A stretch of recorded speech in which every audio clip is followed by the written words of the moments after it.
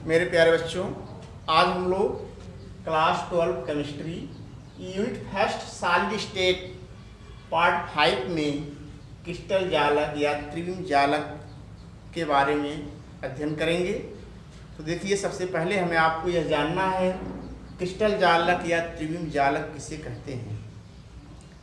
तो देखिए, क्रिस्टलीय ठोसों में अवयवी कणों की ज्यामिति में एक त्रिविम व्यवस्था होती है, जिसे हम आप लोग क्या कह सकते हैं, क्या कहेंगे, क्रिस्टल जालक कहेंगे। अब यह देखेंगे कि जो अवयवी कण होते हैं, अवयवी कण में क्या क्या आते हैं, अणु, परमाणु और आयन आते हैं। अणु, परमाणु अथवा आयन को हम आप लोग क्या कह सकते हैं बेटा, अवयवी कण कहेंगे।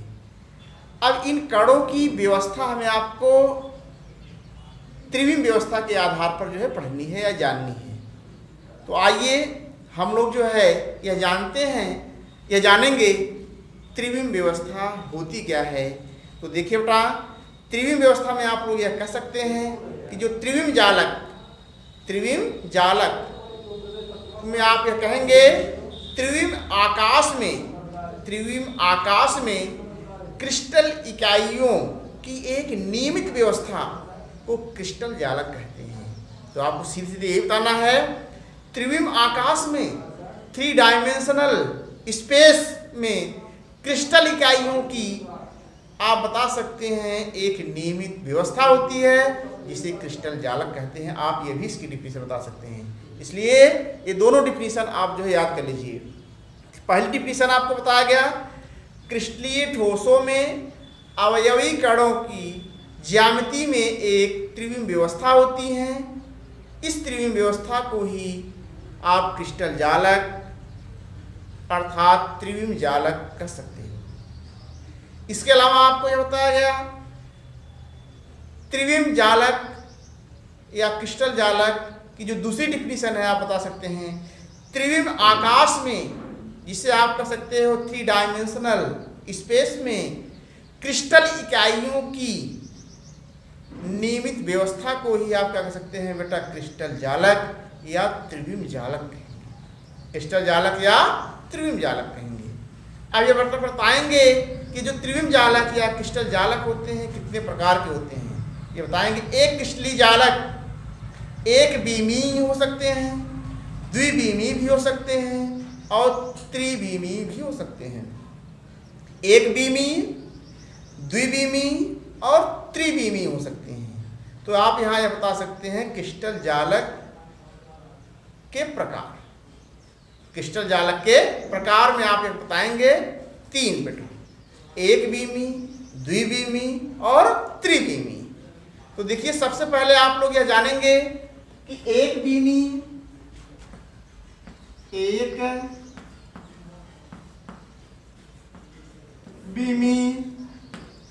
दूसरा द्विबीमी, तीसरा त्रिबीमी। एक बीमी, द्विबीमी और त्रिबीमी। जो एक बीमी है, इसे आप क्या कहेंगे, 1 डायमेंशनल लैटिस, एक बीमी जालक।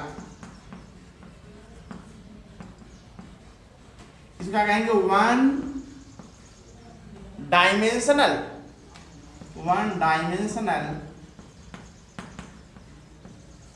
लैटिस। ठीक, इसको आप 2 डायमेंशनल लैटिस कहते हैं। और इसको क्या कहते हैं, 3 डायमेंशनल लैटिस के नाम से जानते हैं। तो आप ये समझ गए, एक क्रिस्टलीय जालक मतलब क्रिस्टल जालक या त्रिविम जालक कितने प्रकार हो सकते हैं, 3, एक बीमी, द्विबीमी और त्रिबीमी, जिसे आप 1 डायमेंशनल, 2 डायमेंशनल, 3 डायमेंशनल लैटिस कर रहे हो। तो हम आप लोग सबसे पहले चर्चा करेंगे एक बीमीय जालक। क्या कहेंगे बेटा, एक बीमीय जालक। जिसे आप वन डायमेंशनल लैटिस कह रहे हो। यदि अवयवी कण एक निश्चित दूरी पर, यदि अवयवी कण एक निश्चित दूरी पर सरल रेखा में पुनरावृत्ति करते हैं, पुनरावृत्ति मतलब दोहराना, निश्चित दूरी कारण जो बिंदुओं की दूरी होगी वो क्या होगी, निश्चित होगी। क्या होगी, निश्चित। उसी को आप लोग क्या कह सकते हैं बेटा, एक बीमी जालक। तो आप एक बार फिर से सुन लीजिए, यदि अवयवी कण एक निश्चित दूरी पर सरल रेखा में पुनरावृत्ति करते हो तो एक निश्चित एक बीमी जालक कहलाते हैं। क्या कहलाते हैं बेटा, एक बीमी जालक, जिसे आप वन डायमेंशनल लैटिस कह सकते हो। तो आप इसकी संरचना दे सकते हो, उसको आपको बिंदु द्वारा ही दर्शाना होगा बेटा। जैसे मान लीजिए आप सरल रेखा में जा रहे हैं एक निश्चित दूरी, एक निश्चित दूरी पर, और सरल रेखा में क्या होगी बेटा, पुनरावृत्ति होगी। आप सीधे जाएंगे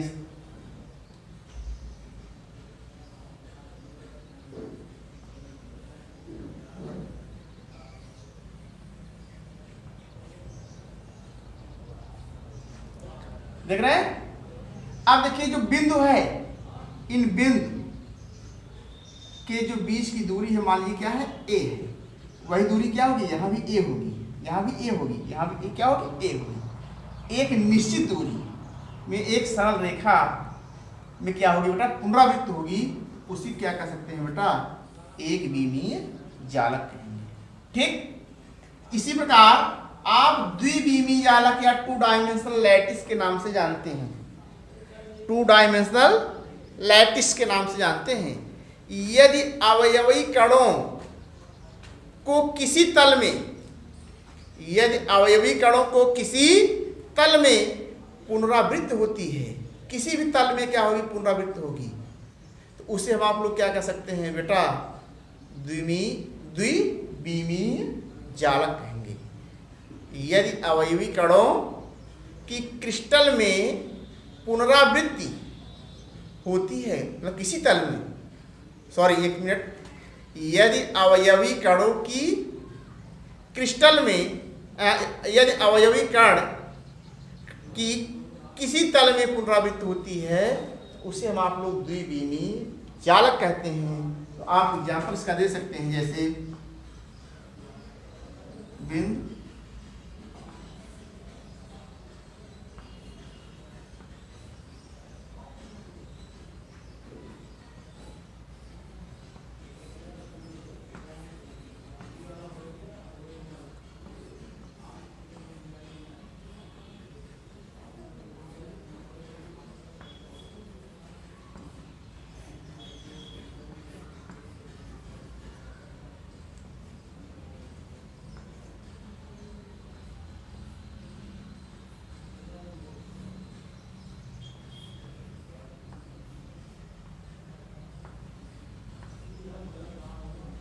देख रहे हैं, आप देख रहे हैं कि यहाँ दो बिंदुओं के बीच की दूरी मान लीजिए ए है, और यहाँ भी इसके बीच की दूरी मान लीजिए क्या है, बी है। तो यह जो पुनरावृत्ति क्या हो, बार बार हो, किसी तल में पुनरावृत्ति हो। यदि अवयवी कणों की किसी तल में पुनरावृत्ति हो, उसे हम आप लोग क्या कहते हैं, द्विबीमीय जालक कहते हैं। ये आप बता सकते हैं द्विबीमीय जालक की संरचना। ठीक, क्या बेटा, द्विबीमीय जालक की संरचना, यहाँ बिंदु दर्शाया गया है।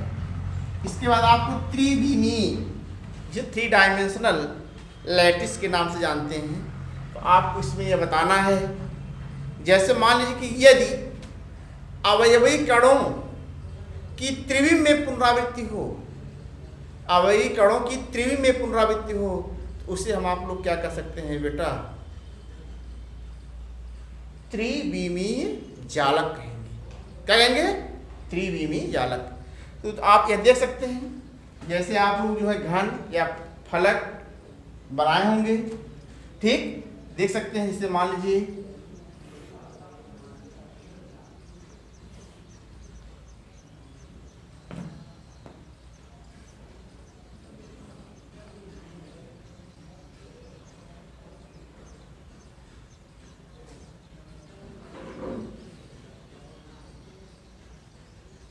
देख रहे हैं। अब आप देख रहे हैं कि यह जो है बिंदु है,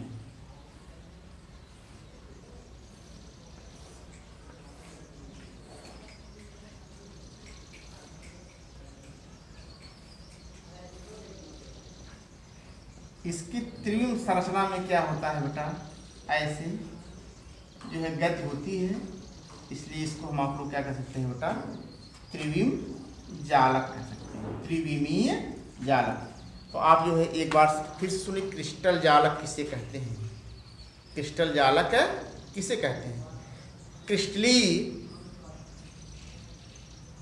ठोसों में आपको यह बताया गया कि जो अवयवी कण होते हैं, अवयवी कण होते हैं कि निश्चित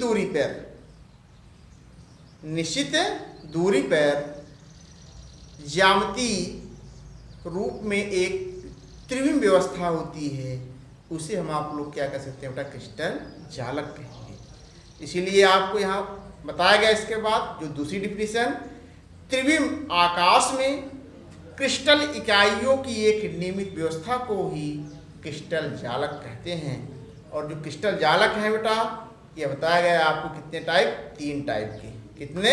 3, एक बीमी जालक, द्विबीमी जालक और त्रिबीमी जालक। एक बीमी जालक में आपको बताया गया यदि अवयवी कण एक निश्चित दूरी पर सरल रेखा में पुनरावृत्त करते हों तो एक बीमी जालक बनाते हैं। द्विबीमी जालक यदि अवयवी कणों की क्रिस्टल में पुनरावृत्ति होती है, अवयवी कणों की किसी तल में पुनरावृत्ति होती है, उसे द्विबीमी जालक कहते हैं। यदि अवयवी कण की त्रिविम में पुनरावृत्ति होती है, उसे आप त्रिबीमी जालक कहते हैं। और इनके एग्जाम्पल्स आपको बताए गए हैं यहाँ पर, एक बीमी जालक, द्विबीमी जालक और त्रिबीमी जालक यहाँ पर आपको बताया गया। ठीक, अब जो है इसके बाद हम लोग पढ़ेंगे एकक कोष्ठिका। एकक कोष्ठिका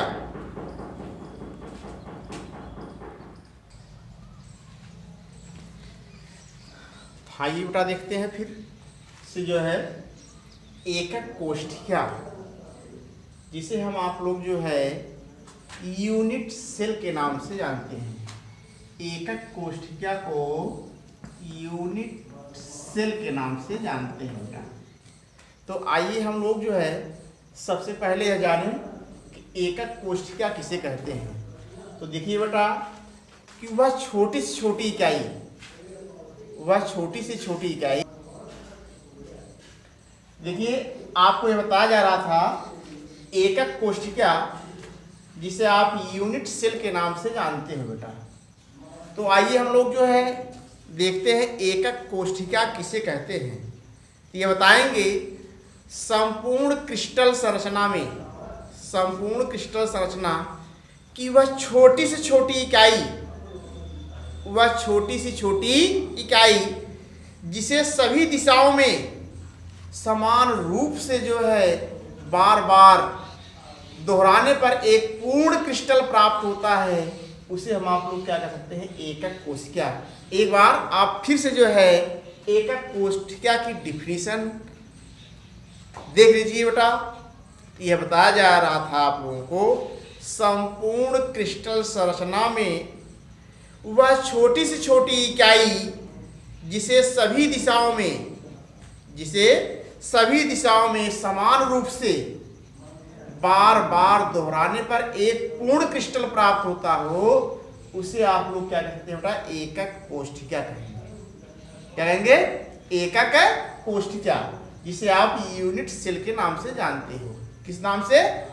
यूनिट सेल के नाम से बेटा जानते हो। तो देखिए अब यह हमें आपको बताना है कि बेटा जो यूनिट सेल होती है, इस यूनिट सेल में आप लोग यह बताएंगे बेटा 8 कोने होते हैं। कितने?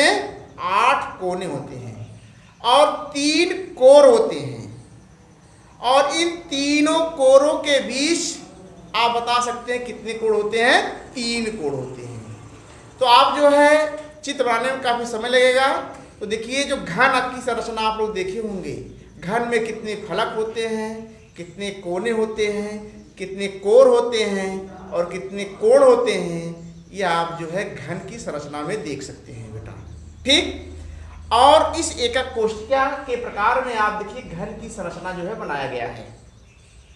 इस संरचना से आपको जो है मालूम हो रहा होगा कि यह घन की संरचना है। और इस घन की संरचना में आप ये बता सकते हैं जो एकक कोष्ठिका होती है इसमें 8 कोने, 3 कोर और तीनों कोरों के मध्य में क्या होते हैं बेटा, 3 कोण होते हैं। इसलिए आप लोग यह कह सकते हो कि समान रूप से जब बार बार क्या करते हैं, इसको हम आप दोहराते हैं तो एक पूर्ण संरचना बनती है। इसको आप क्या कर सकते हैं बेटा, एकक कोष्ठिका।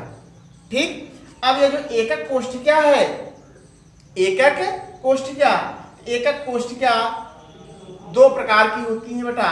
आप बता सकते हैं सरल या आद्य या मूलभूत एकक कोष्ठिका, जिसे सिंपल और प्रिमिटिव और बेसिक यूनिट सेल के नाम से जानते हैं। दूसरा आप बता सकते हैं केंद्रित एकक कोष्ठिका, जिसे सेंट्रल यूनिट सेल कहते हैं, सेंट्रल यूनिट सेल। तो आप सबसे पहले यह चर्चा करेंगे सरल या आद्य या आप बता सकते हैं मूलभूत एकक कोष्ठिका किसे कहते हैं, मूलभूत एकक कोष्ठिका किसे कहते हैं। तो आप ये बता सकते हैं वह एकक कोष्ठिका जिसमें अवयवीकरण केवल कोष्ठिका के कोनों पर उपस्थित हों, उन्हें हम आप लोग क्या कह सकते हैं उनका सरल या आद्य या मूलभूत एकक कोष्ठिका। तो डिफिनीशन आप नोट करते रहिए। वह एकक कोष्ठिका जिसमें अवयवीकरण केवल कोष्ठिका के कोनों पर उपस्थित हों, उन्हें हम आप सरल या आद्य या मूलभूत एकक कोष्ठिका के नाम से जानते हैं। अब आप देख रहे हैं सरल एकक कोष्ठिका का फिगर या चित्र है, और आप देख रहे हैं यहाँ पर छायांकित भाग जो बिंदु आपको यहाँ पर दर्शाया गया है। तो देखिए कोनों पर दिखाया गया है, तो जो बिंदु की संरचना है आपको कहाँ पर दिखाया गया बेटा, कोनों पर दिखाया गया है। इसलिए जो सरल या एकक कोष्ठिका होती हैं आप बता सकते हैं इनके जो अवयवीकरण होते हैं आप बता सकते हैं जो घन होंगे, घन के कोनों पर होंगे, घन के कोनों पर उपस्थित होंगे। इसलिए इसको आप लोग क्या कर सकते हैं बेटा, सरल एकक कोष्ठिका। यहाँ पर कोने पर देखिए बिंदु जो है छायांकित किए गए हैं, इसलिए इसको आप क्या कर सकते हैं बेटा, सरल या एकक कोष्ठिका। ठीक, इसके बाद आप सेकंड पॉइंट्स देखेंगे केंद्रित एकक कोष्ठिका, जिसको आप सेंट्रल यूनिट सेल के नाम से जानते हो, सेंट्रल यूनिट सेल के नाम से जानते हो। देखिए जो सेंट्रल यूनिट सेल होता है तो सीधे सीधे आपको ये बताना है वह एकक कोष्ठिका जिसमें अवयवीकरण कोनों के अतिरिक्त अन्य किसी जगह या अन्य किसी स्थान पर उपस्थित होते हैं, तो वह आप बता सकते हैं केंद्रित एकक कोष्ठिका कहलाती हैं। तो आपको ये बताया गया आपको कि वह एकक कोष्ठिका जिसमें अवयवीकरण कोनों के अतिरिक्त अन्य स्थितियों पर उपस्थित होते हैं केंद्रित एकक कोष्ठिका कहलाती हैं। क्या कहलाती हैं? केंद्रित एकक कोष्ठिका। जो केंद्रित एकक कोष्ठिका होती हैं आप बता सकते हैं कितने प्रकार की होती है? 3 प्रकार की होती हैं। एक आप बता सकते हैं अंतः केंद्रित एकक कोष्ठिका, फलक केंद्रित एकक कोष्ठिका, अंत या आधार एकक कोष्ठिका। तो चित्र आप देख रहे हैं अंतः केंद्रित एकक कोष्ठिका का, फलक केंद्रित एकक कोष्ठिका, और तीसरा आप बता सकते हैं अंत या आधार एकक कोष्ठिका। तो आप जो है डिफिनीशन समझ गए होंगे। यह बताया गया आपको वह एकक कोष्ठिका जिसमें अवयवीकरण कोनों के अतिरिक्त अन्य स्थितियों पर भी उपस्थित होते हैं, उन्हें केंद्रित एकक कोष्ठिका कहते हैं। तो आप देख रहे हैं अंतः केंद्रित एकक कोष्ठिका का चित्र। तो देख रहे हैं जो अवयवी कण होते हैं आप जानते हैं अणु, परमाणु और आयन होते हैं। अवयवी कण क्या होते हैं? अणु, परमाणु और आयन होते हैं। तो जो अणु और परमाणु और आयन होते हैं आप देख रहे हैं अंतः केंद्रित एकक कोशिका, ये जो घन है, घन के बीच में या सबसे भीतर जो है स्थित कण है, इसलिए इसको आप माफ कर सकते हैं अंतः केंद्रित एकक कोशिका। तो आप यह कह सकते हो कि जो अंतः केंद्रित एकक कोशिका होती हैं, जो फलक होते हैं और जो घन होता है उसके बीच में जो उपस्थित कण होंगे अवयवी, उसको आप क्या कहते हैं? अंतः केंद्रित एकक कोशिका। इसी प्रकार आप बता सकते हैं फलक केंद्रित एकक कोशिका। फलक आप जानते हैं जो घन होता है, घन में आप देखते हैं कितने फलक होते हैं? 6 फलक होते हैं। 1 2 3 4 5 6 फलक होते हैं। कितने फलक होते हैं? 6 फलक होते हैं। और इन फलक केंद्रित एकक कोशिका में जो अवयवी कण होते हैं, जो अवयवी कण होते हैं बेटा, आप बता सकते हैं कोनों के अतिरिक्त आप बता सकते हैं किसी भी जगह जो है उपस्थित हो सकते हैं। इसीलिए आप बता सकते हैं ये फलक के अंदर, दिख रहे हैं ना, फलक के अंदर जो है कण उपस्थित है, इसलिए इसको आप फलक केंद्रित एकक कोशिका कहते हो। तीसरा आपको बताया गया अंत या आधार एकक कोशिका। तो यहाँ आप देख रहे हैं घन या घन है और फलक की भी संरचना देख रहे हैं, और इस फलक या घन की संरचना में देखते हैं जो अवयवी कण हैं अंत या आधार एकक कोशिका फलक के ऊपर और फलक के नीचे उपस्थित हैं। इसलिए आप लोग इसको क्या कह सकते हैं बेटा? अंत या आधार एकक कोशिका। तो एक बार जो है आप ध्यान से पुनः सुन लीजिए एकक कोशिका के प्रकार। तो आप ये बता सकते हैं बेटा एकक कोशिका जनरली 2 टाइप्स की होती हैं। पहला आप बता सकते हैं बेटा सरल या आद्य या मूलभूत एकक कोशिका, जिसे आप सिंपल और प्रिमिटिव और बेसिक यूनिट सेल के नाम से जानते हो। दूसरा आपको बताया गया था केंद्रित एकक कोशिका, इसे सेंट्रल यूनिट सेल के नाम से जानते हो। तो देखिए बेटा कि सरल या आद्य या मूलभूत एकक कोशिका की डिफिनीशन आपको बताया गया। तो आपको यही बताया गया बेटा वह एकक कोशिका जिसमें अवयवी कण केवल एक कोशिका के कोनों पर उपस्थित हों, उन्हें हम आप लोग क्या कर सकते हैं बेटा? सरल या आद्य या मूलभूत एकक कोशिका। नेक्स्ट आप देखेंगे केंद्रित एकक कोशिका। केंद्रित एकक कोशिका वह एकक कोशिका जिसमें अवयवी कण कोनों के अतिरिक्त अन्य स्थितियों पर भी स्थित होते हैं, उन्हें हम आप लोग जो है केंद्रित एकक कोशिका के नाम से जानते हैं। और यह केंद्रित एकक कोशिका होती हैं 3 टाइप्स की होती हैं: अंतः केंद्रित एकक कोशिका, फलक केंद्रित एकक कोशिका, अंत या आधार एकक कोशिका। तो आप जो है घन की संरचना देखे होंगे, और घन की संरचना में आपको बताया गया बेटा 8 कोने होते हैं, 3 कोर होते हैं, और तीनों कोरों के मध्य में क्या होते हैं? 3 कोण होते हैं। और इसमें फलक कितने होते हैं बेटा? 6 होते हैं। इसलिए केंद्रित एकक कोशिका में आप बता सकते हैं जो घन की संरचना है इसके बीच में क्या होते हैं? अवयवी कण पाए जाते हैं, इसलिए इसको आप कह सकते हैं केंद्रित एकक कोशिका कहते हैं। तो आप जो है इस वीडियो में जो है एकक कोशिका किसे कहते हैं यह पढ़े, और एकक कोशिका के प्रकार आप लोग पढ़ चुके। और इसके पहले आपको जो है क्रिस्टल जालक के बारे में आपको बताया गया था। क्रिस्टल जालक क्या है यह आपको बताया गया, और क्रिस्टल जालक के प्रकार भी बताए गए। तो आपको यह बताया गया था एक बीमीय जालक, द्विबीमीय जालक और त्रिबीमीय जालक। ठीक, एक बार आप फिर से जो है क्रिस्टल जालक की डिफिनीशन भी सुन लीजिए। त्रिविम आकाश में क्रिस्टल इकाइयों की नियमित व्यवस्था को क्रिस्टल जालक या त्रिविम जालक कहते हैं। एक क्रिस्टलीय जालक एक बीमी, द्विबीमी व त्रिबीमी हो सकते हैं। तो यह आप जो है पार्ट 5 में जो है यूनिट 1 सॉलिड स्टेट पढ़ रहे थे बेटा। आपको इस वीडियो में बस केवल इतना ही पढ़ाया जाएगा। इसके बाद नेक्स्ट वीडियो में मिलते हैं। धन्यवाद।